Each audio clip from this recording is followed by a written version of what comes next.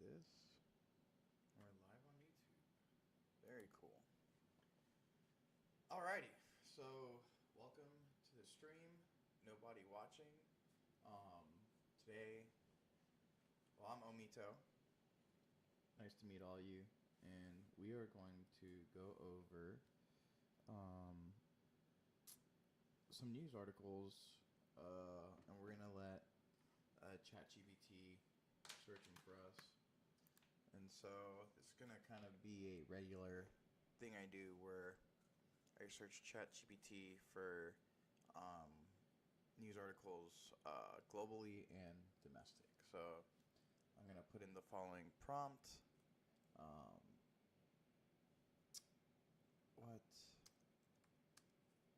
I'm gonna put provide me.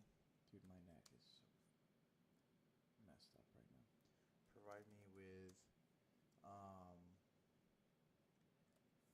5 domestic news articles.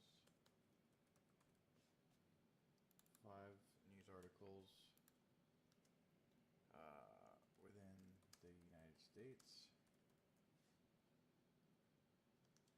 And then supply me with 5 global news articles.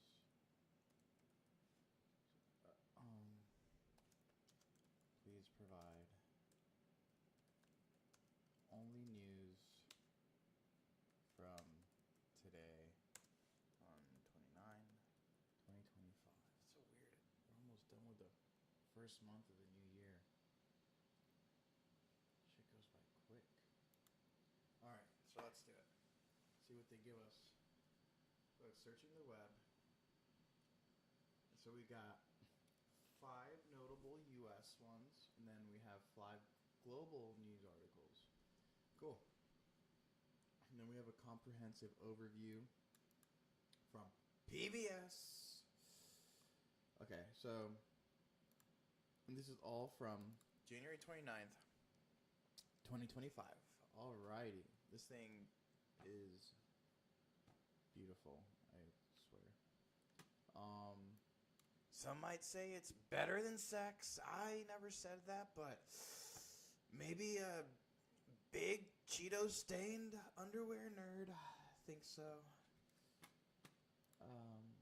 Okay, so let's do it. God damn it. We look for U.S. news articles and we get an Australian article. What the fudge?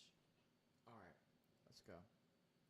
It's like trying to get sushi and some Italian gives it to us. It's like, what are we doing?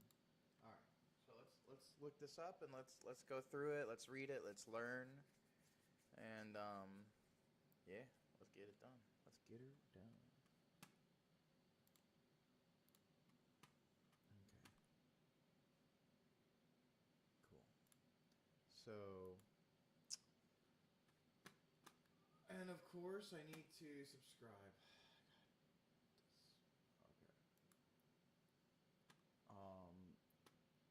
U.S. District Judge Lauren Icahn has temporarily blocked a last-minute funding freeze on up to $3 trillion in federal financial assistance implemented by the Trump administration. The freeze aimed at pausing activities related to federal grants, loans, and other assistance was deemed unconstitutional by various organizations. Okay, so we're going to actually look this up and read more about it, because what financial assistance was this? Was this like all going to ICE or some shit like that? Okay, here. 1 day ago, Australia is late. Okay, so hopefully the ad doesn't play. Let's get it out here. Okay, so a federal district judge on Tuesday granted an administrative stay in a case challenging the Trump administration's planned freeze of federal aid. Okay, so a federal district judge on Tuesday granted an administrative stay in a case challenging the Trump administration's planned freeze of federal aid, pausing the plan for a week and setting a hearing for further arguments on Monday. Oh, okay. The order applies only to the pause of disbursements and open grants, Judge Lorene Icahn says. And it doesn't get into the legality of the freeze.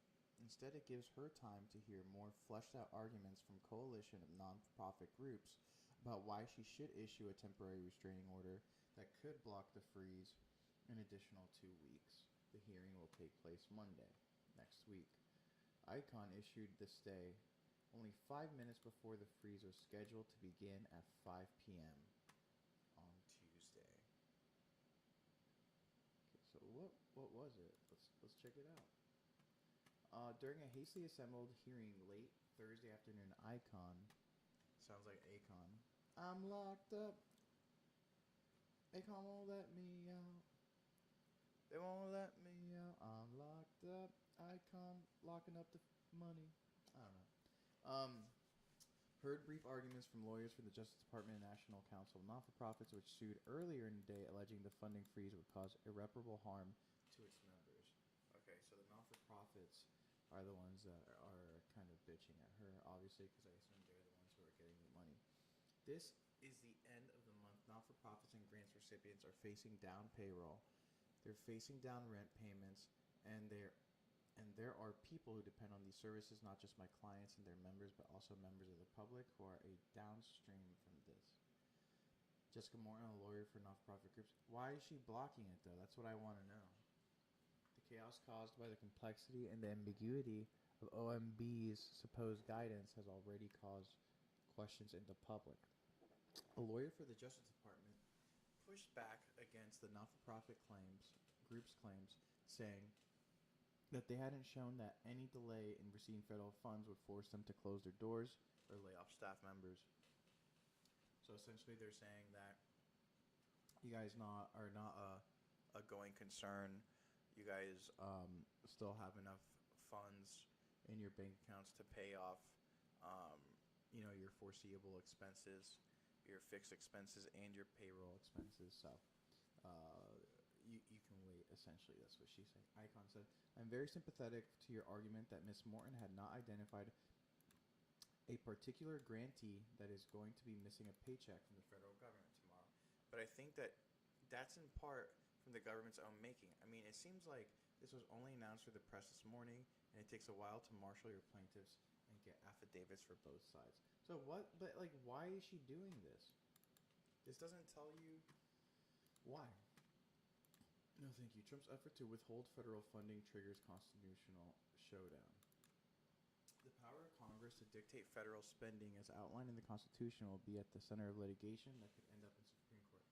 Okay, so the Trump administration attempt to withhold federal funding is fueling a long-running legal battle over the core constitutional principle that Congress gets to decide how to spend the taxpayer money. Am I stupid, or do I just not understand this? And like President Donald Trump's early executive order on the birthright citizenship, the fight is leading to immediate litigation could quickly end up at the Supreme Court. A lawsuit filed by not-for-profit groups has already led the federal judge to temporarily put Trump's plan on hold. Okay, so the executive order to stop funding to these not-for-profit groups was put in by Trump, and the judge, Icahn, or the federal judge, is temporarily putting his plan on hold so that she can go over it and determine, I guess, if this is going to pass or not. And then the not-for-profit groups are complaining that they're not going to get their money, and so that their grantees and their employees can't pay for certain restoration, I assume rent. So that's what's going on. Okay, the Justice Department lawyer Daniel Shui responded. I think that this just highlights. I added this. Oh man, I have problems. Reading online is a little more difficult than it looks. I think that this just highlights how speculative it is. The claimed harms to excuse the plaintiffs of the obligation of saying this particular grant is due for payment within the next couple of days, and without the payment, we will suffer XYZ harms.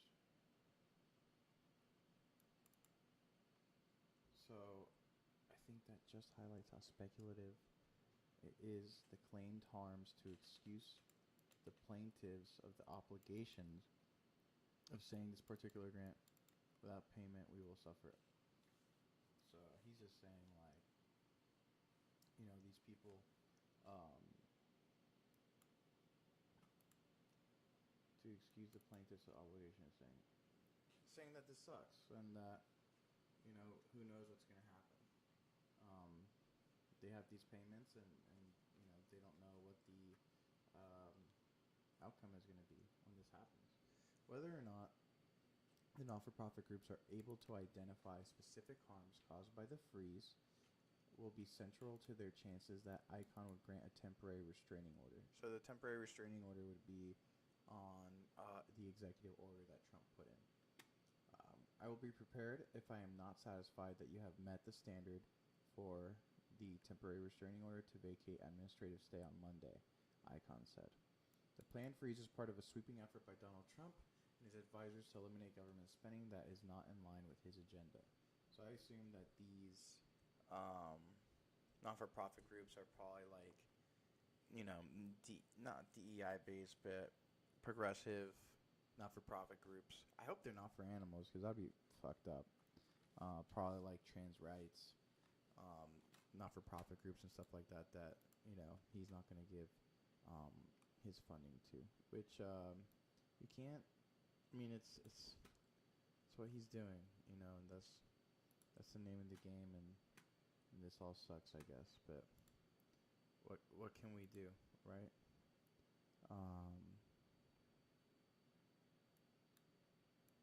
Okay.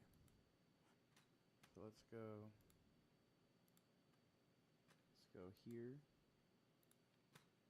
The acting director of the Office of Management and Budget announced the move Monday night in a memo that said agencies had to temporarily pause all activities related to obligation or disbursement of all federal financial assistance and the other relevant agency activities that may be implicated by the executive orders, including but not limited to federal assistance for foreign aid, non-governmental organizations, DEI, woke gender ideology, and the Green New Deal. Okay, so it's kind of what I said, minus the foreign aid and the Green New Deal, which is like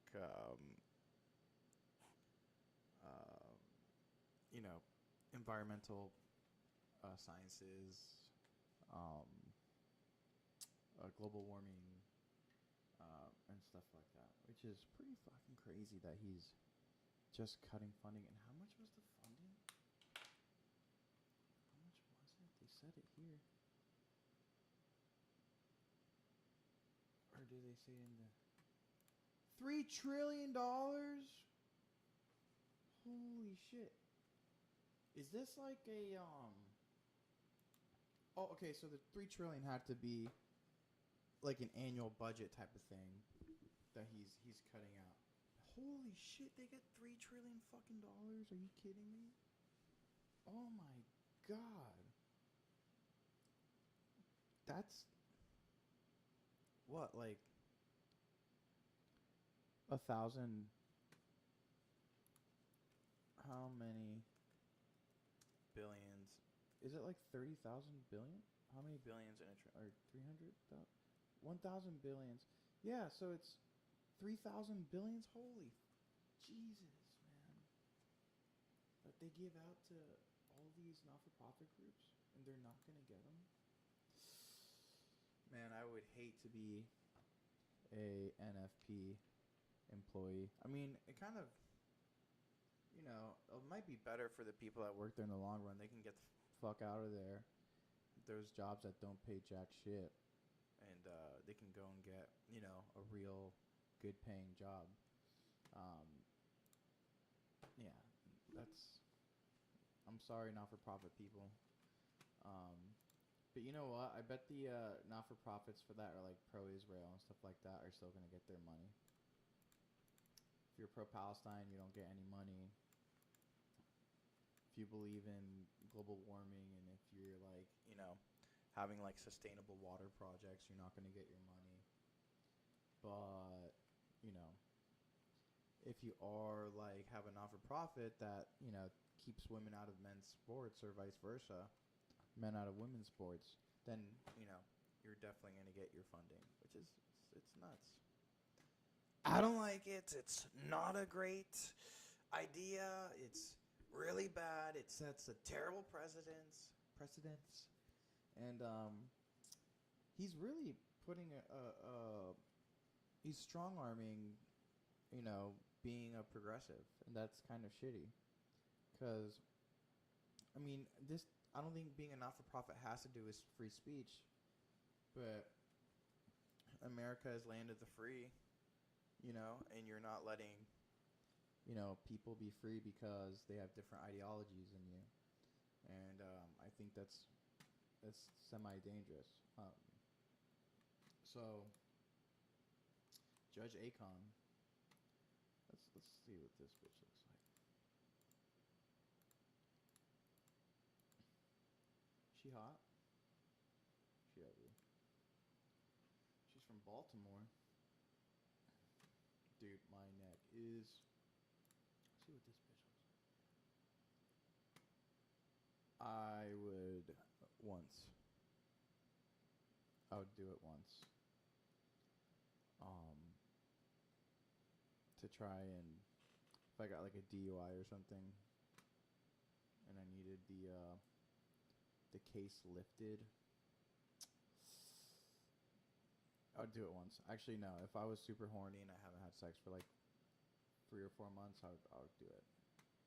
I might do it twice if I'm that horny. But yeah, and she can bring the gavel. Class is in session, bitch. All right. So that was the first news article. That was kind of cool. So federal judge blocks Trump's executive order to turn down $3 trillion worth of funding to not-for-profits that essentially go to foreign aid, like have any DEI initiative, transgender initiative, global warming, like not pro global warming, but global warming believers in like the environmental projects and I can't remember the other one, but that's pretty shitty. All right, so now White House orders federal employees back to office. President Trump issued an executive order mandating all federal employees to return to in-person work by February 6 or resigning, offering a buyout option. This directive emphasizes strict conduct standards and has sparked significant controversy and legal challenges. Okay. So, I live around the DC area. Alright. And I have been told, that people are getting emails and saying that there's no work from home days and they have to work in the office 5 days a week. And personally, I think I like working in the office. I worked from home for many years. I still work from home, but I'm going to be, going into office soon. I don't work for the government or anything, but I'm going to be, working in an office soon. And, dude, there's so many people that just jack off at home at their cameras. They'll do like 4 hours worth of work, and they'll say they worked 8. And those people that work the 4 hours don't even do a fucking 8 hours days of work. They do like 3 hours or some shit like that. I was managing like 5 people at one point working remotely, and they wouldn't do jack shit. Like, and it's just like, that's not fair.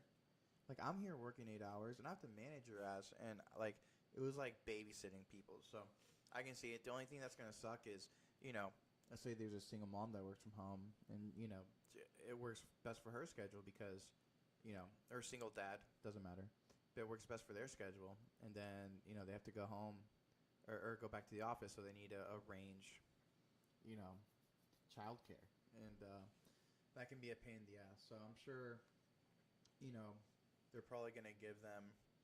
I mean, if I was, the White House, I would give them, like 2 months or something like that to get everything in order, and maybe like start slow with, coming back 3 days a week or something, and then, you know what I mean. But you have to be lenient in doing this. But let's read it. By February, Sixer resigned. Holy fuck! He didn't even fucking give him 2 months. Not even 1 month. It was wow. Offering a buyout option, the directive emphasizes strict conduct standards and has sparked significant controversy and legal challenges. I've heard that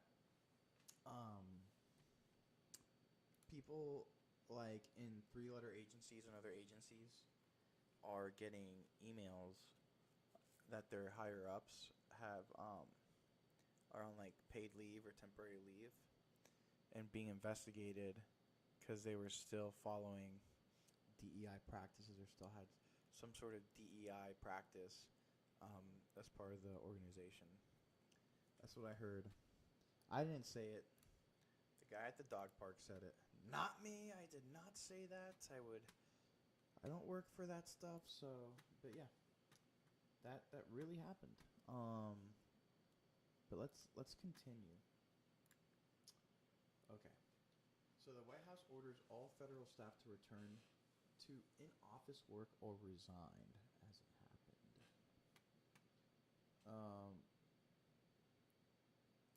Whoa! The White House offers 7 months' salary to all federal employees who resign over in-person work directive. That's not bad, though. 7 months? You can do a lot with that. And you can probably get paid more. Because the government doesn't pay you jack shit. Compared to, like, corporate? Are you kidding me? All federal employees will be required to return to in-person work or resign by next week. That is nuts. According to a memo from the Office of Personnel Management obtained by The Guardian, the form letter sent by email Tuesday evening also includes a deferred resignation letter for federal employees to return before February 6th if they wish to resign and take a buyout worth 7 months of salary instead of serving in a reformed federal workforce. Take that money and put it into Bitcoin. That's what I say. I'm not a financial advisor or anything like that, but that bad girl is probably going to get fat. So, we'll see. She's eating cupcakes, you know what I mean, waiting to explode. The memo adds that the majority of federal agencies are likely to be downsized through restructurings, realignments, and reductions in force. These actions are likely to include use of furloughs and the reclassification to at-will status for a substantial... Dude, honestly, just fucking take the 7 months. Your job might be in jeopardy. They're gonna, like, you know, cut down a bunch of staff. It might make sense to take the 7 months pay off. Also, like, if like, let's say, like, you're a liberal or you're just on the left, right? You're on the left. You don't like the administration that is now in place. You have strong sentiment towards conservative values. You don't like it. You know, and the organization that you work for are going to be following those values since there's no DEI, because that's a very leftist thing. I would recommend getting the fuck out of there. If you might either get fired or you can choose to leave with the 7 months pay. And I don't know if you get a severance, but I've never heard of 7 months severance. That's pretty good. Yeah. Everett Kelly, president of the American Federation of Government Employees, AFIGE. If you rearrange those letters, you get something that would ban you on Call of Duty lobby. I've been banned from Call of Duty lobby for 2 weeks, but I did not say those letters. So Everett Kelly, president of the American Federation of Government Employees, which represents 800,000 federal and D.C. government workers, announced the move in a statement. Okay, I'm gonna right-click that. This offer should not be viewed as voluntary, Kelly said. Yeah, it's not voluntary. It's mandatory. Between the flurry of anti-worker executive orders and policies, it is clear that Trump's administration goal is to turn the federal government into a toxic environment where workers cannot stay even if they want to. Yeah, that's what I was saying. Kelly also warned ominously, purging the federal government of dedicated career civil servants will have vast unintended consequences that will cause chaos for the Americans who depend on a functioning federal government. Since when was? Yeah, I don't know. I mean, if like Trump is doing this and people are agreeing with this, Trump, why didn't they do it before? With previous Republican candidates. And I would like to look at like the numbers between different administrations of like the number of staff that are, you know, in office. And obviously, you know, in a more progressive United States, you have more African American, Latinos, Arabs, Asians that are, getting jobs. And I think the government DI thing is kind of silly. I don't think you need that. I don't think you need a whole, agency, like a DEI agency. I think that's kind of dumb. I think you should leave that to companies. Um, but hey, I guess that's what they need. Dude, my neck. Let's see. All right, so AFIS. Today, in response to reports that President Trump will be offering buyouts to all federal employees. Okay, so this is the statement that he issued. The number of civil servants hasn't meaningfully changed since 1970. Okay, so that's what I want to know. That was my question. But there are more Americans than ever who rely on government services. Purging the federal government of dedicated career civil servants will have a vast unintended consequence. Okay. The offer should not be viewed as voluntary. Okay, so this is what we were up to. Yeah, that's kind of what I was saying is like, I wonder what's the difference in government employees, government employees. This includes like postal workers and shit, but no, postal workers are like, they're the heart of America. We need our mail. Government employees by year. Okay, actually, I'm gonna ask ChatGPT.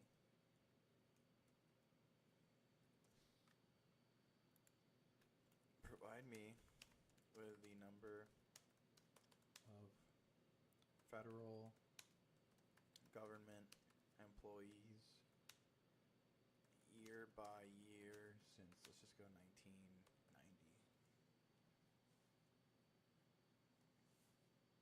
Okay. So there really isn't that much of a difference. I mean, I know there's in thousands. Okay. 1990 had the most. And then we started seeing an increase. I don't know why 1990 had so much. I don't know what was going on there aside from like, when was the Gulf War? Okay, so that's when the Gulf War was. But I don't see like a huge change between 2020 and you know Trump's, when Trump left and then when Biden left, there's about less than 200,000 employee difference, which is, it's not much when you consider these numbers. And like, let's say, let's get our calculator here. Okay, get our calculator here. We're just using 200,000 as your number.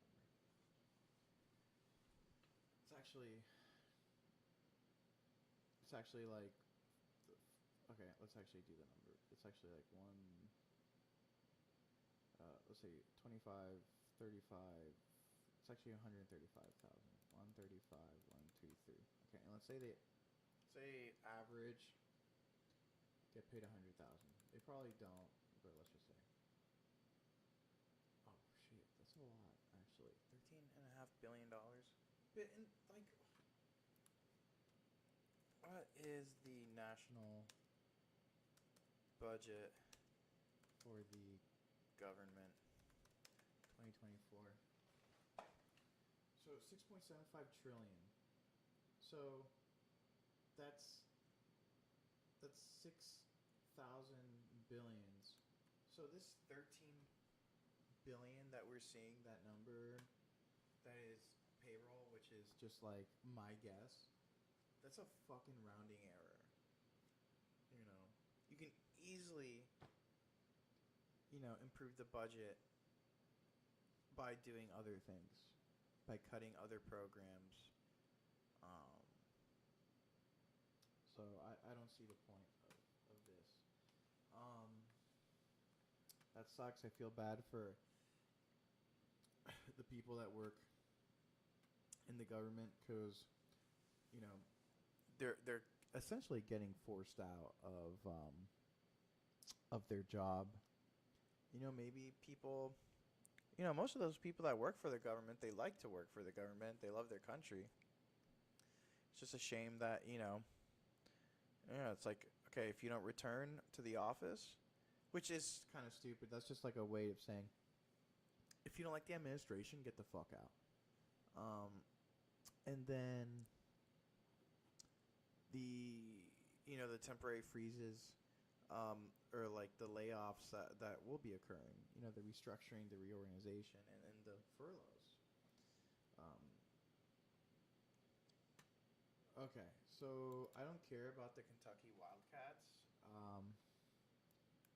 Oh, God, they gave us these news. The doomsday clock has moved 89 seconds to midnight, indicating the closest humanity has ever been to a Okay, let's look at this. What is this? The Chilling Countdown. This was published yesterday, updated today. No, this is all from yesterday. Okay.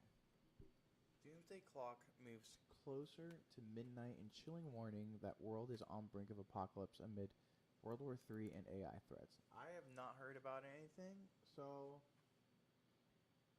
let's see what this is. If there's an ad here, I'm gonna blow my brains out. Get premium tax filing without the... In Minecraft. The Doomsday Clock has been moved forward to 89 seconds to midnight. I don't know what that means. In a terrifying warning of how close the world is nearing to an apocalypse. Threats of World War III, nuclear fallout, disease X, and AI have all added terrifying... What is disease X?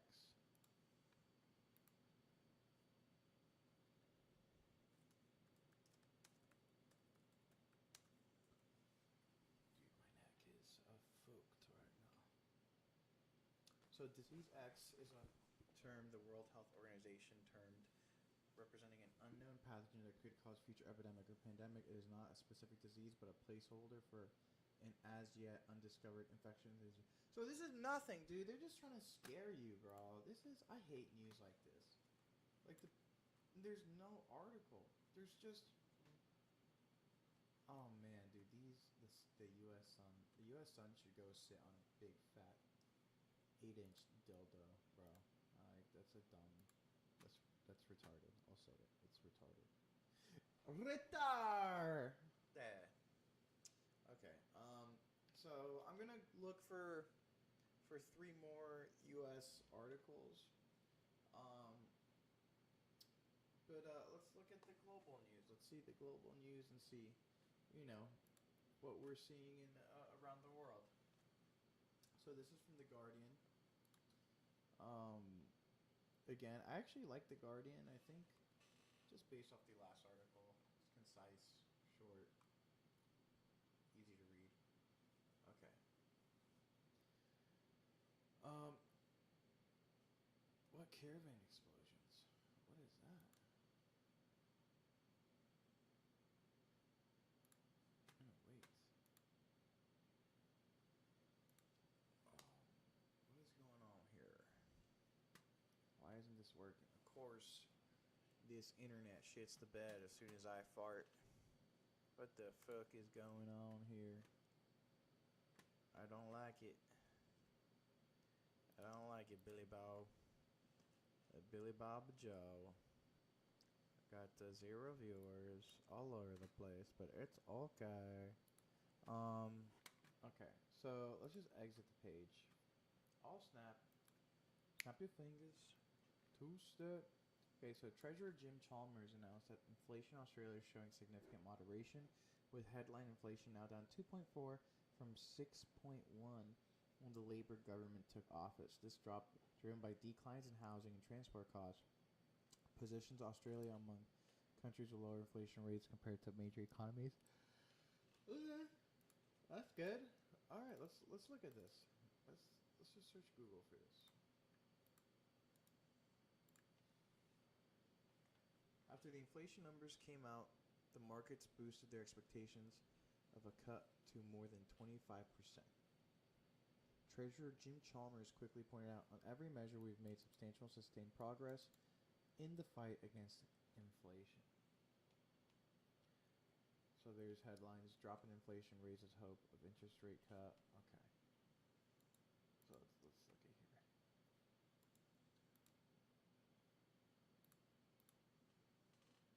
See if this is working now.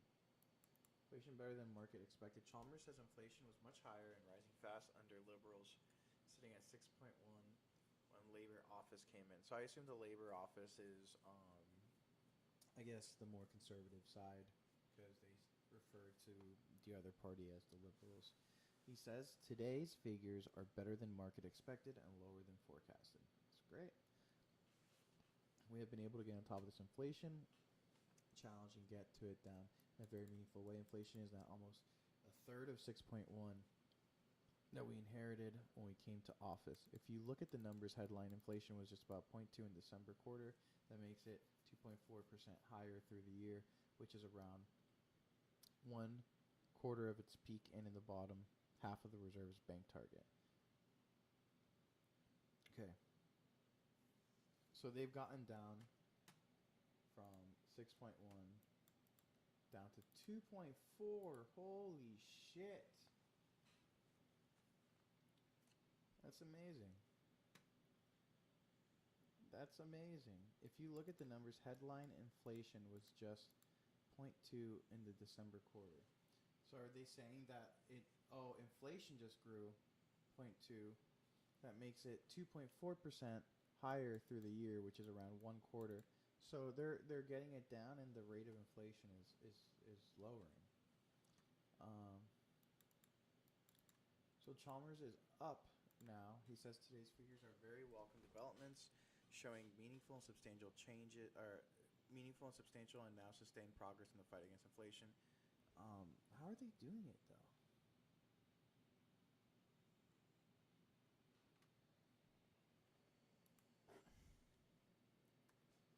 Let's ask ChatGPT. How is Australia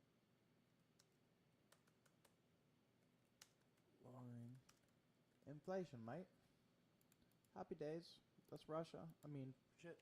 That's Ireland. Happy days.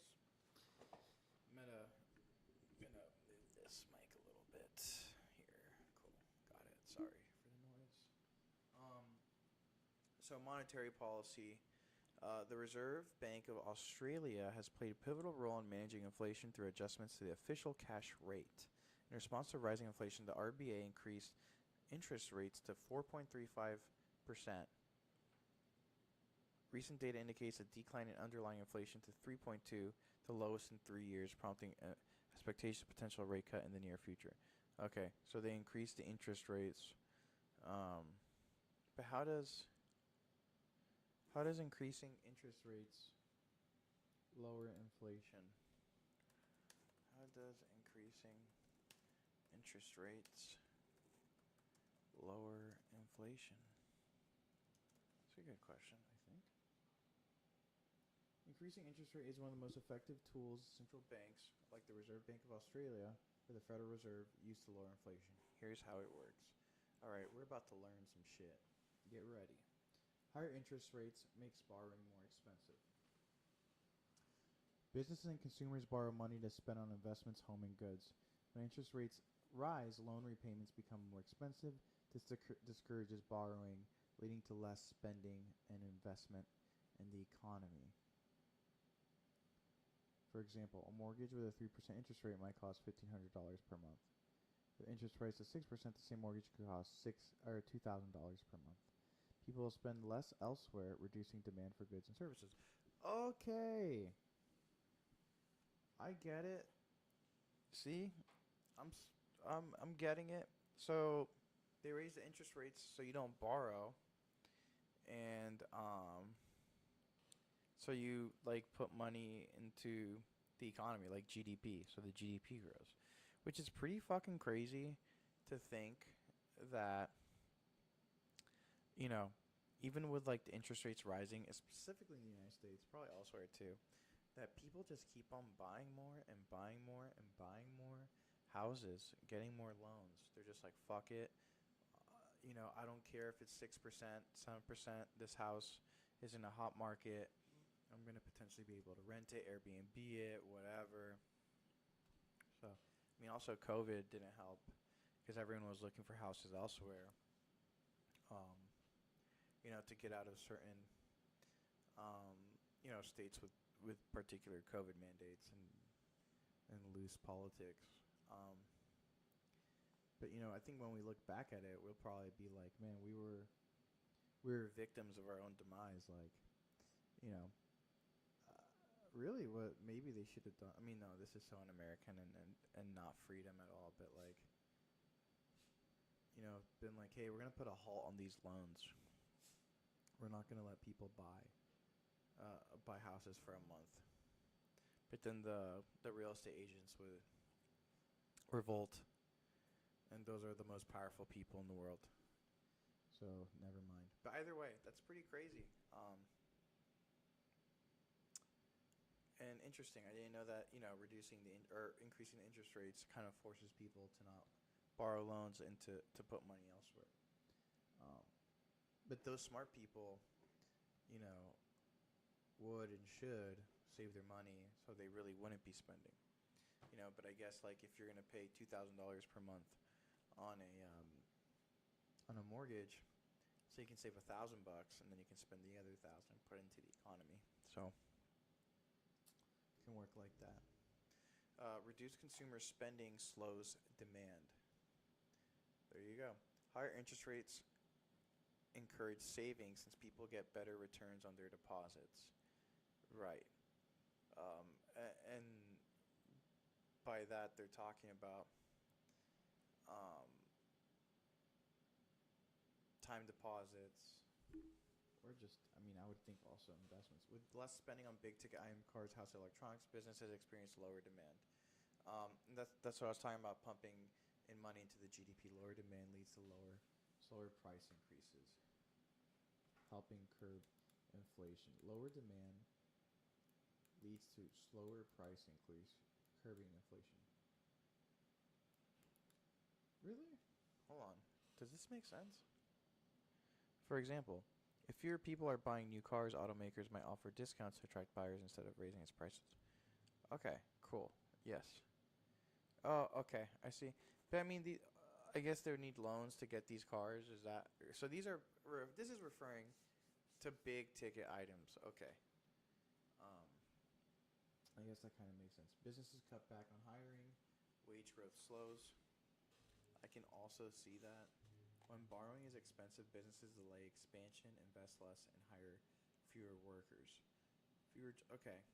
So essentially, they're strongholding or they're strong arming and choking everybody to not get these large loans and to put money into the economy, really, and to also slow down the purchase of these big ticket items, which will curb the inflation through lowering prices with discounts, because when demand is low, you know, the price will likely lower to a more elastic price where the consumer is willing, to purchase or throw down money.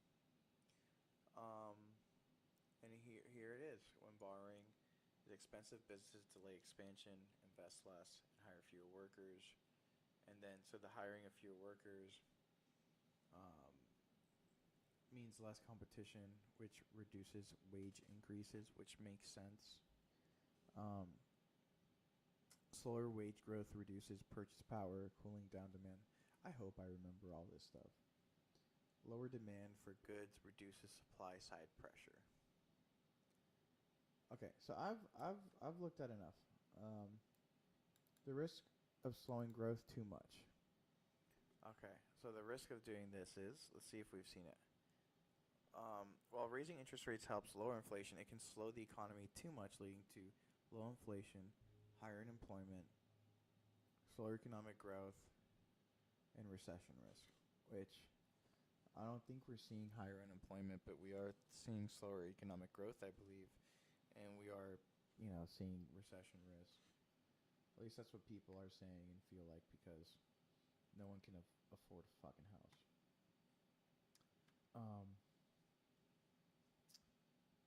Very cool.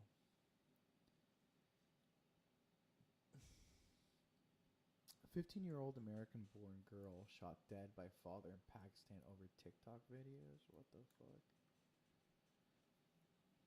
God damn. American in Pakistan. Shot dead by father in Pakistan over TikTok videos. Was she like dancing and stuff like that?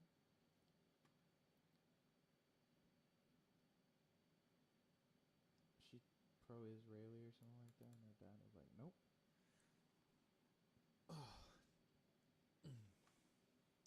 All right, here we go. World News Today highlights. In today's rapidly changing world, staying updated with global news is essential. Okay, screw you. Where's the article? Okay, give me the full story. My neck hurts.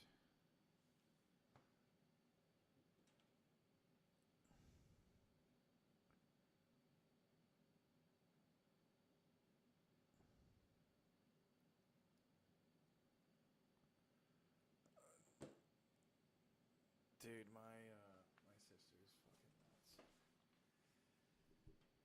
15-year-old American-born girl shot dead by father.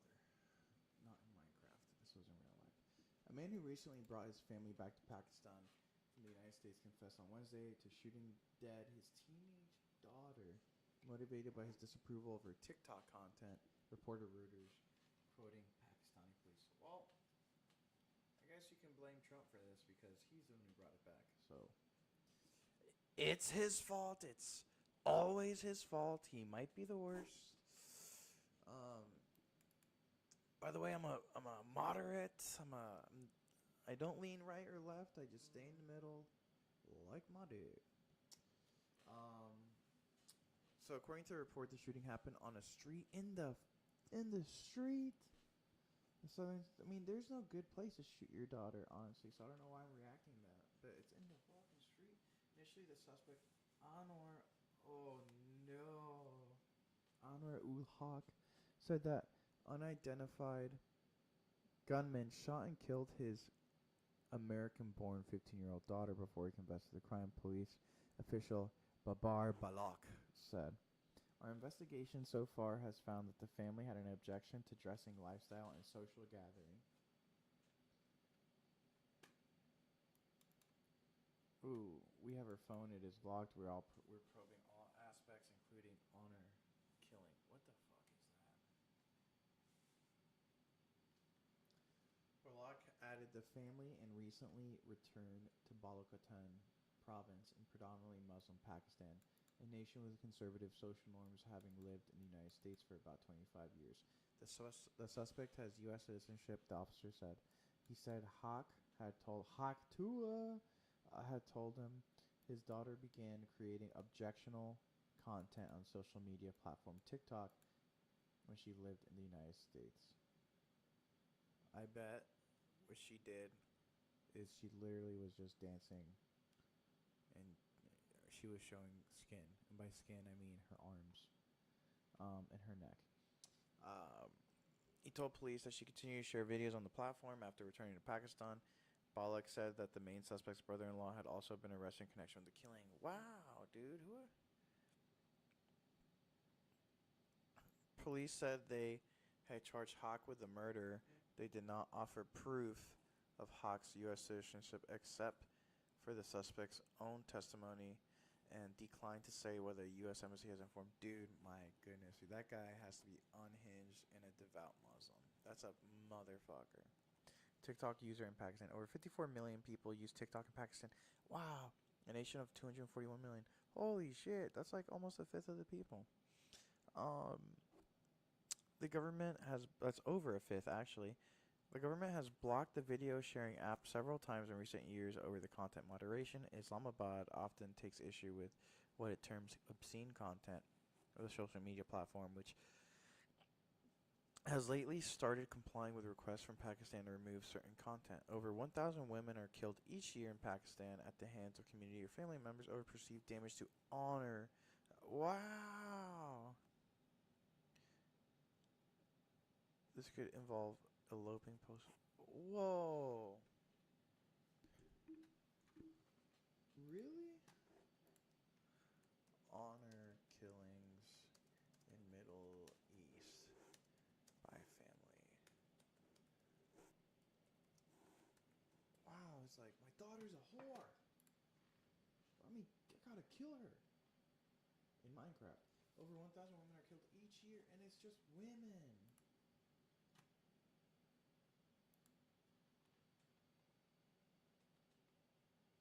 Honor killings in the Middle East refer to the murder of individuals, most often women, by their own family members under the belief that they have brought dishonor upon the family. Whoa. These killings are deeply rooted in cultural, social, and patriarchal traditions rather than religion, and they persist in some parts of the Middle East despite legal and social efforts to combat them. Dude, people don't talk about this shit ever. I've never heard of this. This is terrible. This is a god awful. This is a terrible. Holy fuck. Why do honor killings happen? Families commit honor killings when they believe a relative, typically a woman, has shamed them by engaging in a behavior deemed immoral or dishonorable. This can include, I'm not going to look at this right now, I'm just going to guess. Being a lesbian, having sex with someone before marriage, anal doesn't count, so they can have anal. Apparently, that's what I heard. That's what some girl told me. I hung out with her. She was like, I'm not married yet, so you can't fuck me in my pussy, but you can fuck me in the ass. Which is weird. Another thing is maybe like how they dressing, promiscuous. I don't want to say like a whore, bit promiscuous. Maybe potentially drinking, being whorish, I guess. I think that sounds bad. All right, that's my guess. Those are my guesses. And being with a Jewish guy. That's also probably there. Refusing an arranged marriage. Okay, I didn't say that. Having a romantic relationship or premarital sex. That's what I said. Being a victim of rape. I should have said that. Seeking divorce or rape. Seeking divorce or separation. Dressing in a way deemed inappropriate. I said that. Engaging in social media activity perceived as improper. TikTok allegations of adultery, even if false. Wow. So you can actually get dishonorably discharged. That's bad. Don't laugh. By refusing a marriage, refusing an arranged marriage. Countries where killings typically occur, and I bet they're all Muslim. That's terrible. Legal and social responses. Many countries have weak laws or legal loopholes that allow honor killings to continue. Lenient sentences. Some legal systems reduce sentences if the killer can prove they acted in rage or to defend the family honor. Wow! That is fucking nuts. So, if you're in court and you're like, she fucked some dude in the car and I saw it.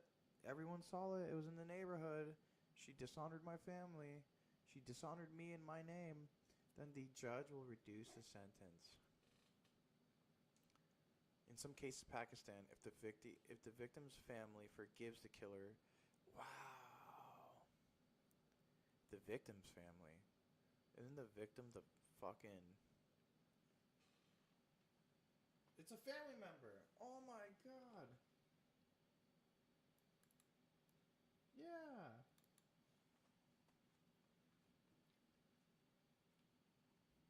didn't know that was a thing. Honor killings. What the fuck? Dude, I need to make a Word document and put all the stuff that I'm gonna learn on this adventure in here. Honor killings happens in Middle East. Family kills daughter or wife, let's say, for refusal to get married, having premarital marital sex, a grape victim, dressing whorish, social behavior, etc.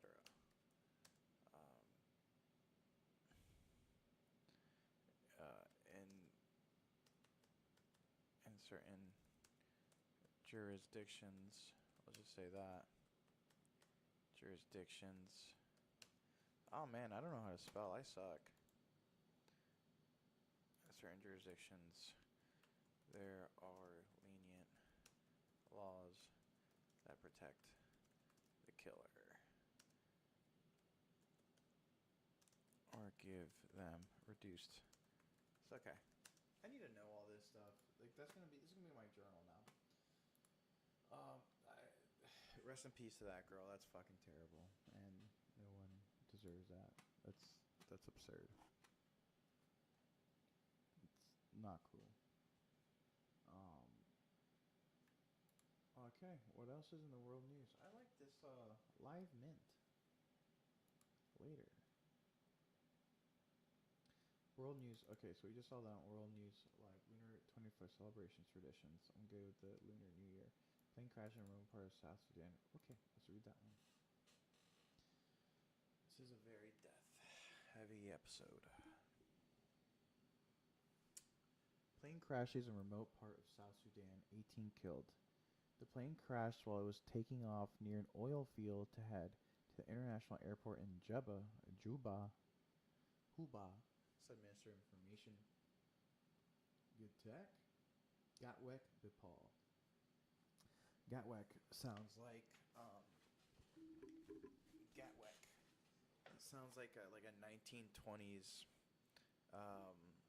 liquor smuggler or something like that. Gatwek.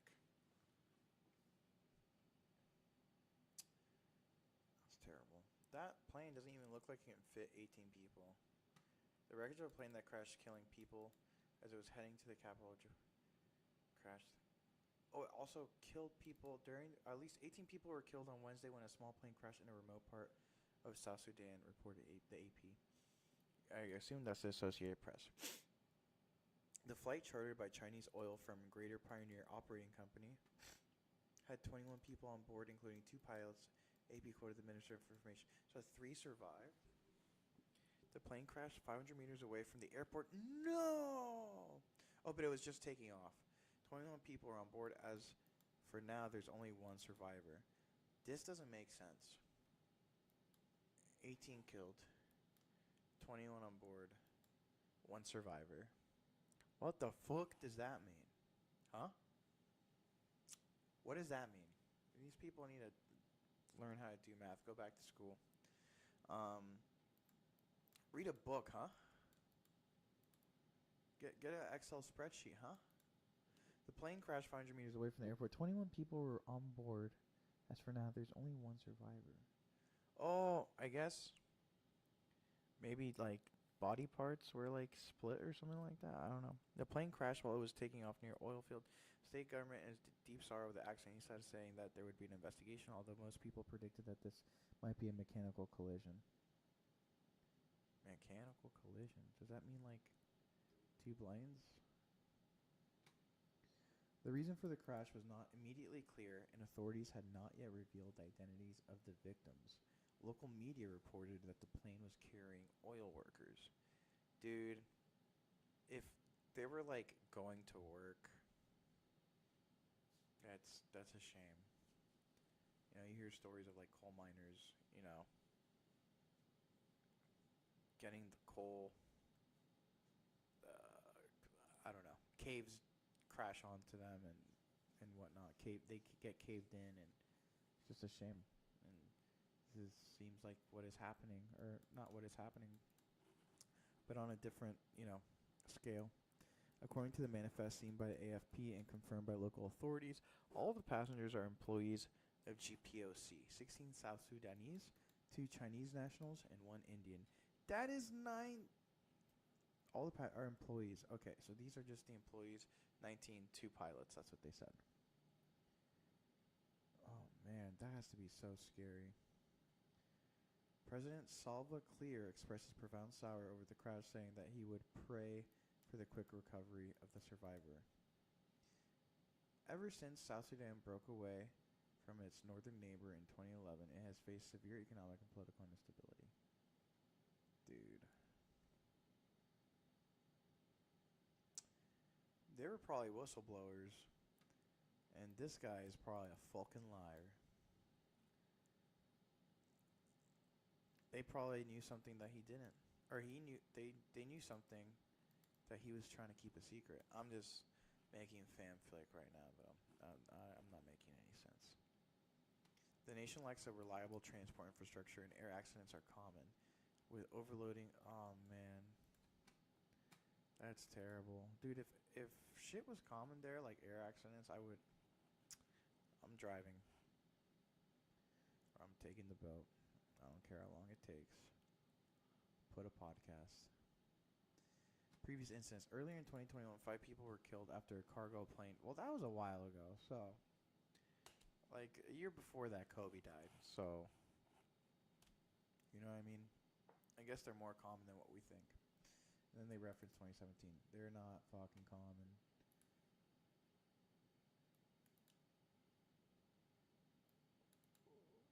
Is this a different one? F-35 fighter jet faces crashes at Eliasson Air Force Base near Alaska. Pilot ejects safely. Watch. Oh, there's a video?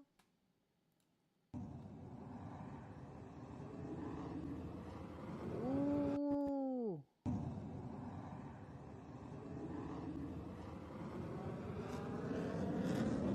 Whoa, it exploded. Holy shit, that was real.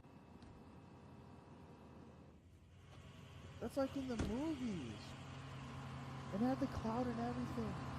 And the guy escaped. That's James Bond, dude. Holy fuck.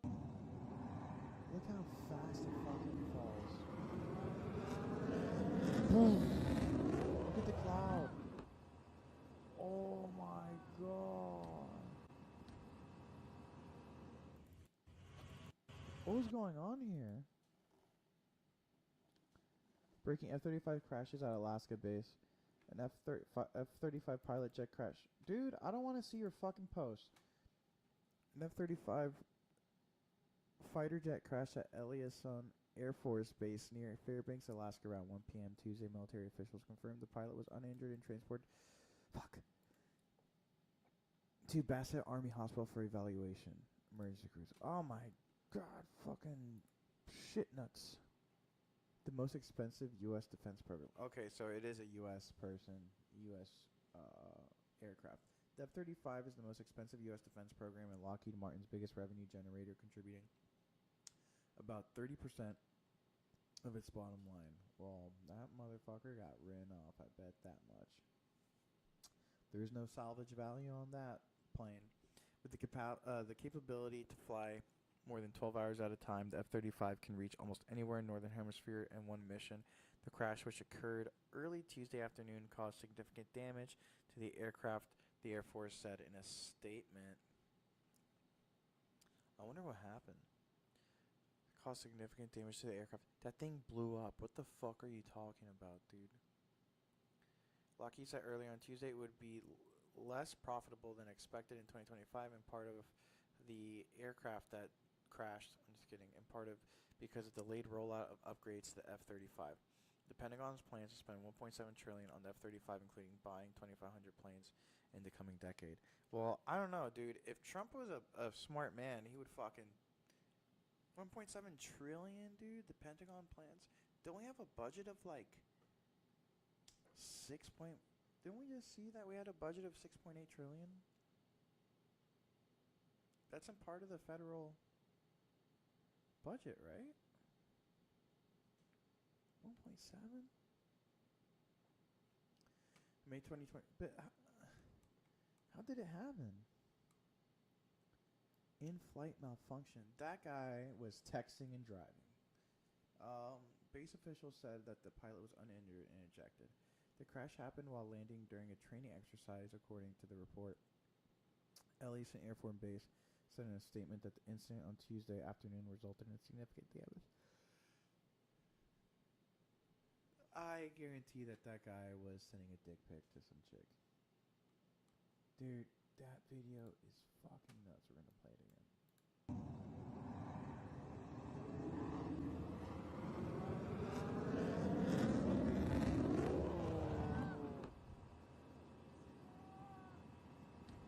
Is that the guy? No, the other. What was the other one? Yo, what up, Diffuse? Sounds good.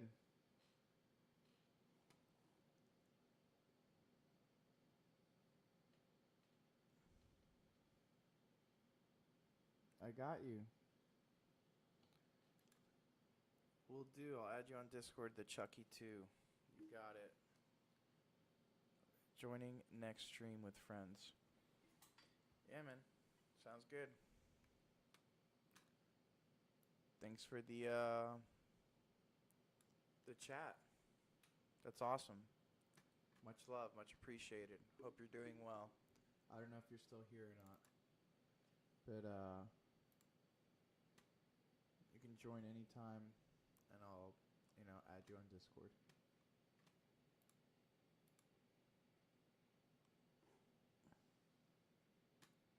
Alright, so let's see what else is here.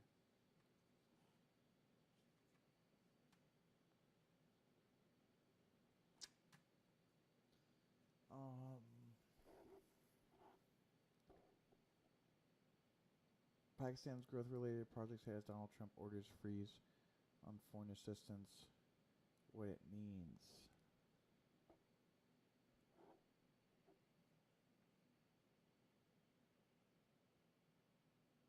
Trump sows fear among migrants with shock and awe deportation campaign. Alright, let's check this out.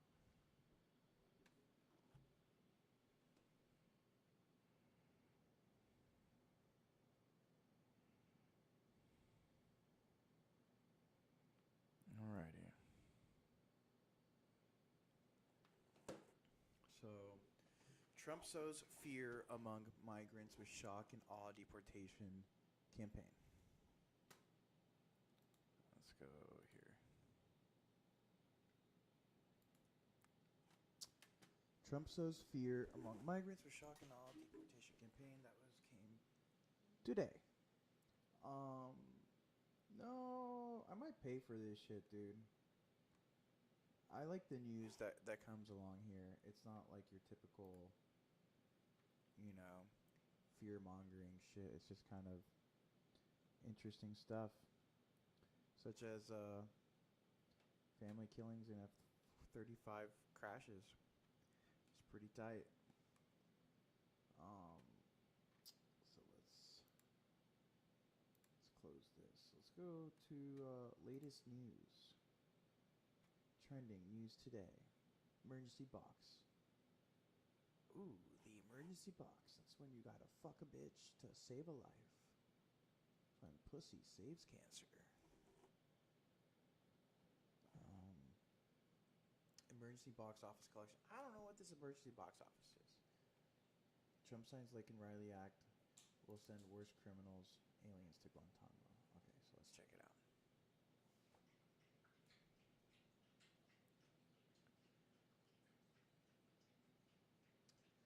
U.S. President Donald Trump signed the Laken Riley Act into law on Wednesday, which was today, giving federal authorities more power to deport illegal immigrants in the U.S. who have been accused of crimes.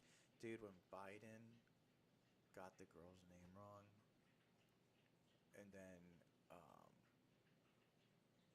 like, he didn't forgive the guy who killed her, but he kind of, like, downplayed it a little bit. Like, oh, man, this guy is fucking nuked. Giving federal authorities more power to deport illegal immigrants in the U.S. who have been accused of crimes. While signing Laken Riley Act, Donald Trump also announced that his administration planned to send the worst criminal aliens to a detention center in Guantanamo Bay, Cuba. Just fucking send them back home. Like, and what are the worst, like, criminal aliens? Like, what are they? This sets such a bad precedent. And I'm sure there's so many. Dude, there's a lady that cleans my apartment. Not my apartment, but like the apartment building.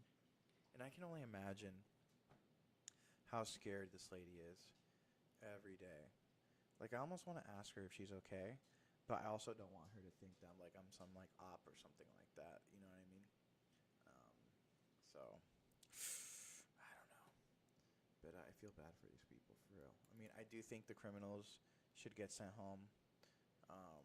If they do, like if they commit an illegal act here, they get sent to Guantanamo Bay. But for example, if like they're an illegal alien or immigrant, however you want to put it, they do a crime in their country, like they do murder in Nicaragua, come to U.S., they should just be sent back to Nicaragua where they handle the adjudication process there, not,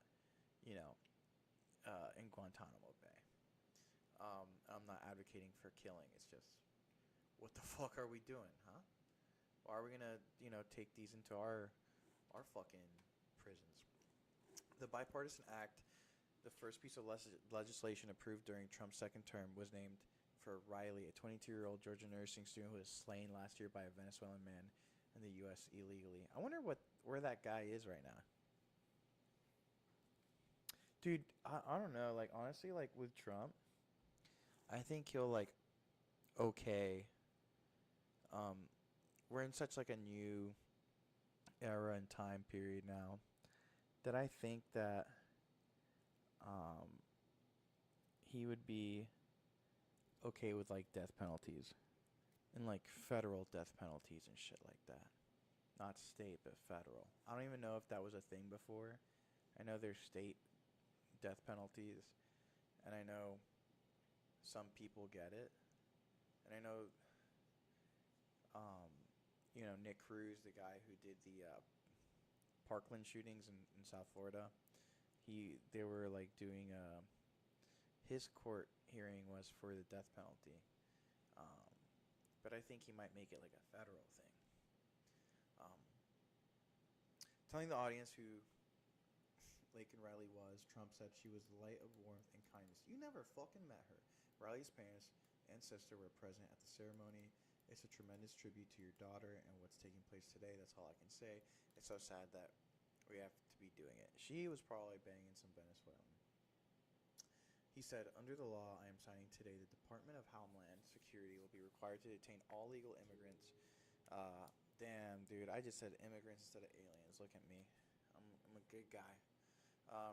Under the law I am signing today, the Department of the Homeland Security will be required to detain all legal aliens who had been arrested for graft. What's graft? Burglary, shoplifting, assaulting a police officer, murder, or any crime that results in a death or serious injury, he said. Trump promised to drastically increase deportations, but also said that at the signing that some of the people being sent back to their home countries couldn't be counted on to stay here, to stay there. We have 30,000 beds in Guantanamo to detain the worst criminal aliens threatening the American people.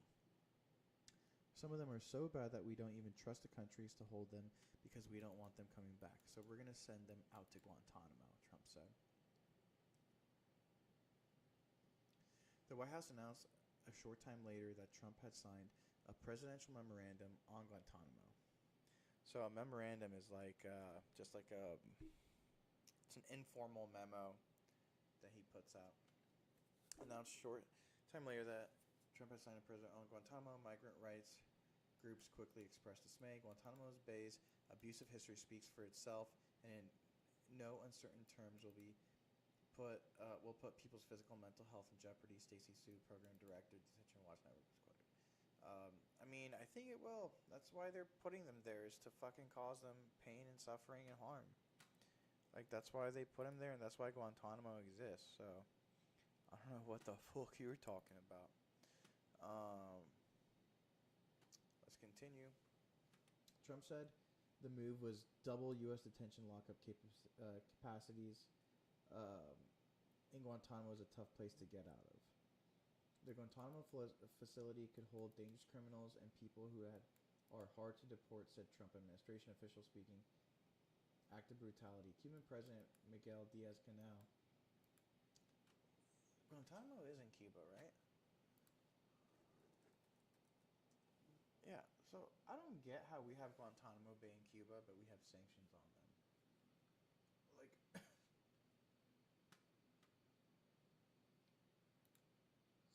what's the capacity of prison capacity?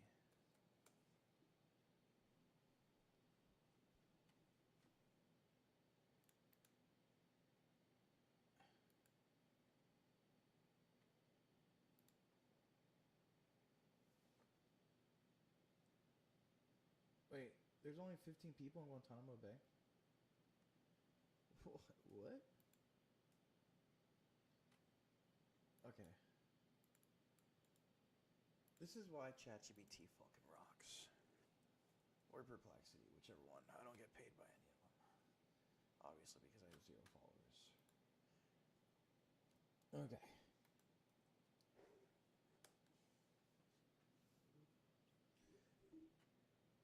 Was originally designed. Currently there are 30. So there's only 30? Wow, dude, that's a lonely place. But they're saying that it's going to hold 30,000?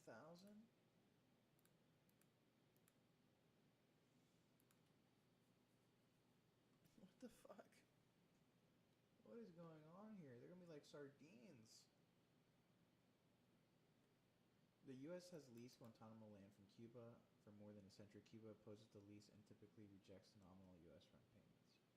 So why is it there, man? I don't get it. The U.S. government's decision to imprison migrants at the Guantanamo naval bases in enclave. Okay, actually, I need to write down raising interest rates slows down inflation because it forces people to put money in the U.S. economy through non-big ticket purchase items. Also forces people to save. Less employment opportunities, reducing competition, and increase in wages. Okay, cool. I just wanted to get that in there. I'm learning. This is Omito Learns, baby. That's what we do here. U.S. government to imprison migrants at Guantanamo Naval Base is an enclave. The Supreme Court ruled in 2008 that the enemy combatants in the war on terror held without charge at the military prison in Guantanamo had the right to challenge their detention in federal court, but the justices did not decide whether the president had the authority to detain people at all. Before Trump took office, Democratic administrations of Barack Obama and Joe Biden worked to reduce the number of terrorism suspects held at Guantanamo. Okay, so we know who Laken Riley is. Up to 30,000 per detention facility for high risk. Dude, that's crazy. Because it only says it fits like a few hundred people. And now he wants to put in I don't know how many. That's terrible.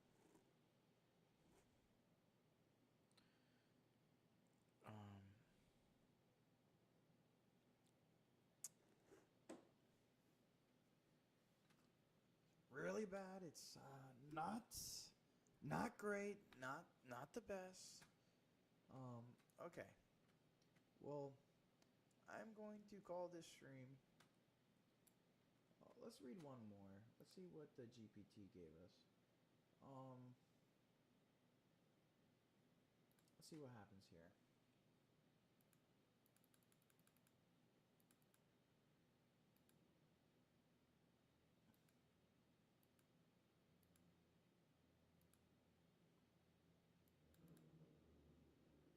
Oh, but this is Wikipedia.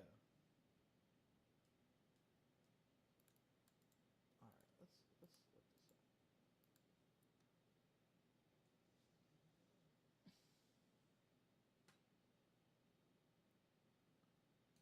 Okay, so let's read Al Jazeera. As Israel Hamas ceasefire holds, over 500,000 return to North Gaza.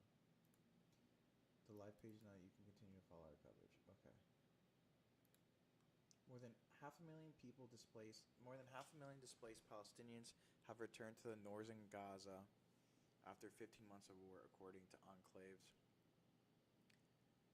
government media office. That's wonderful, man. Oh, and they got their. I mean, it sucks because it's all fucking rubbish and rubble, but at least they're back. At least, like, you know, Israel didn't take that land from them. At least 2 Palestinians have been killed by Israeli forces in Gaza in the past day, and 2 have succumbed to their injuries, as 59 bodies have been recovered from the rubble, according to Enclave's health ministry. That's sad. An Israeli airstrike on the occupied West Bank town of Tamum killed at least 10 Palestinians, the Palestinian health ministry said. Hamas will release 3 Israelis, including 2 women and an 80-year-old man, as well as 5 Thai nationals during the next captives set for Thursday, while Israel will... Dude, 80-year-old guy. See, that's how you know that these people... I mean, I'm not denying that Hamas is a terrorist organization or whatever, but, like, the 80-year-old guy didn't die. Like, he survived. You know what I mean? Like they weren't, like... Because, like, when you're 80, dude... You know, when you get starved, when you get beat up, all this stuff, they didn't do any of that, clearly, because he's still alive. 47,400 Palestinians, wounded 112,000 since October 7th. At least 1,100 people were killed in Israel. Dude, that is nuts, though, that 1,100 people died. Alright, on that note, going to call it a day. And, thanks for watching, whoever watched. Diffuse, you're the man, dude. I'm gonna check you out.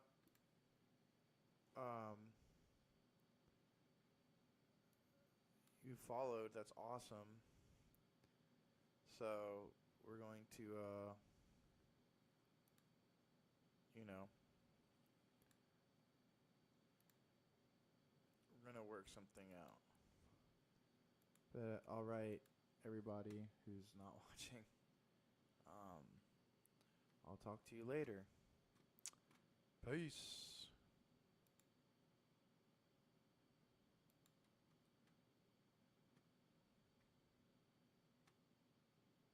Then YouTube chat, who's also not watching,